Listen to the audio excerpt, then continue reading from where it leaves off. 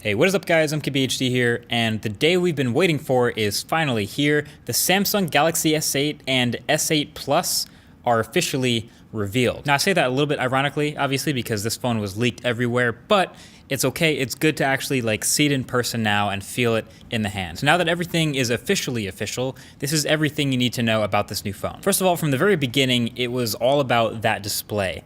The design, the lack of bezels, just the jaw-dropping edge-to-edge nature of that front panel, that's where Samsung went all in with this phone. So the Galaxy S8 is rocking a 5.8-inch 2960 by 1440 OLED display, and the S8 Plus is rocking a 6.2-inch OLED with the same resolution. So that's extremely sharp, and that's an 18.5 by 9 aspect ratio for those counting, so it's a little bit taller even than the 2:1 aspect ratio from the LG G6. So these are huge displays and very tall resolutions, but of course the footprint of these phones, when you compare them to something with a more traditional larger bezel, it's awesome. It fits in the footprint of a phone with a way smaller screen.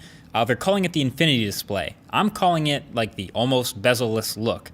You can call it whatever you want, I really like it. Now, it's not a completely new concept. The Galaxy S7 Edge had the display glass melting over the edges already last year, but for some reason, that phone's edges always felt kind of sharp to me, never really got quite comfortable with it, but the S8's edges here feel much softer. They're much more seamless feeling than before, which no doubt took a lot of careful engineering. And then of course they pushed the display further up to the top and further towards the bottom of the phone by getting rid of the physical buttons and replacing them with software buttons. So okay, finally, Samsung is actually now switching from hardware buttons on the bottoms and the chins of all their phones to the software on-screen buttons. That's great, I love them, but what does that mean we lose by switching? Well, first of all, Samsung's software buttons are not pretty. I mean, maybe it's just me, but I think they're pretty ugly. And they're also out of order. Like the back button should still be on the left, but luckily we can reorder these buttons in the software to switch the order if we want. We can't change the way they look, but there's that. And then you also lose a physical home button, which had the fingerprint reader on it on the last phone. So the fingerprint reader now here moves up to the back of the phone and way up by the camera. This one is kind of a stretch, and I actually don't mind, fingerprint readers on the backs of phones. Like on the Pixel XL, for example, when I'm holding my phone in a normal reading position, the fingerprint reader is actually easily reachable, so I don't mind that. It's in the middle of the back.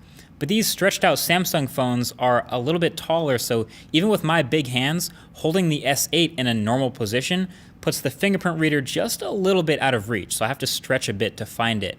And then with the S8 Plus, again, when it's way up at the top of the phone like this, if I just hold it normally and I turn the phone over, it's like completely out of place. And if I try to find it blind, there's not really a big indentation to know exactly where it is. So that's definitely something that's going to take some getting used to. Many people, I think, will need to use two hands with this. In fact, in the official Samsung commercial, the dude does it with two hands. So that fingerprint reader placement is a little odd, but I think everything else about this hardware, Samsung pretty much hit it out the park. This finally feels like a 2017 or even 2020 futuristic smartphone design in the seamless, beautiful type of way that we dream of, but without sacrificing really any functionality or features. It's still thin and pretty lightweight phone. It still has USB Type-C at the bottom with fast charging. It still has a headphone jack. It's still fully IP68 water resistant, still has wireless charging, still has a micro SD card slot for expandable storage.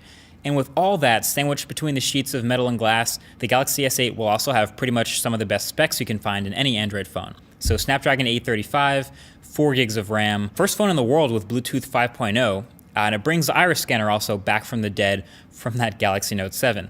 My only question mark here is the battery. The only difference between the S8 and the S8 Plus is not any features, it's just the physical size. So the displays are different and the battery sizes are different. It's 3,000 milliamp hours on the Galaxy S8, and 3,500 milliamp hours on the S8 Plus. And a 3,000 milliamp hour battery can seem decent, maybe a little bit small, but the number one draw of battery on a phone is the display. And it's so easy to forget while holding that this is a 5.8-inch display. It's huge. So a 3,000 milliamp hour battery on a 5.8-inch display not really too sure if that's gonna hold up. And then same thing with the bigger one. The S8 Plus is a 3,500 milliamp hour battery, which seems pretty decent sized, but it's a 6.2 inch display. Not a lot of 6.2 inch display phones out there, and it's also a super high res, super bright display. I mean, that's gonna be a big draw. That's definitely something we're gonna be testing for the full review. Now, the cameras on the back of this phone, as far as I can tell, are the same as the Galaxy S7 from last year. So 12 megapixel camera, f1.7 aperture, optical image stabilization, the whole deal. It's high end, and that's not a bad thing at all. That was a really good camera, but obviously that's not exactly pushing the limits here. It's just a pretty safe bet that will do you just fine. And then of course, there's the software. A lot of people have mixed feelings about this stuff, including me. Obviously, I like stock Android, and this is not that. This is Samsung's UX on top of Android 7.0 with all their slightly redesigned, colorful icons and launcher and everything here. It feels fine with the hardware. They have a new set of wallpapers to look pretty great on this display, and the home screen icons and widgets are a little tweaked, but overall it's nothing drastically different from before. There are some neat tricks up its sleeve, like there's this button that shows up when you're watching YouTube videos full screen that basically lets you do what the iPad does and punch in a little bit to fill the display if you really hate the black bars on the side, your call. Obviously, you can still rearrange the software buttons at the bottom, like I said. I'm sure we'll find even more stuff when we get to playing with this phone even more. But the biggest new software feature of the Galaxy S8 is actually its personal assistant called Bixby. And to me, it's a little bit confusing just the way it exists on the phone, at least to users, I think. So Bixby does all the same things that Google Assistant does, but by Samsung instead of by Google. So it'll show you a bunch of cards in an order that's relevant to you, so it tries to show you information that it thinks is important before you need it. It's really similar to Google Now and what Google does with the cards. You can access it by swiping over from your home screen, just like Google, and Bixby even has its own freaking button on the side of the phone. Look, power button on one side, then volume rocker and Bixby button on the other side. That's a big commitment. Now, to be fair, there were a bunch of other like image recognition and context recognition things that they claimed Bixby could do, but they couldn't show us any of these things. That's going to be launching with the phone. But the funny thing is, this is still an Android phone. It's still Android 7.0, which means it still also has Google Assistant on the phone. If you long press the home button, sure enough, you get Google Assistant popping right up. So it's weird. I got this S-Voice rebooted type of vibe with those two things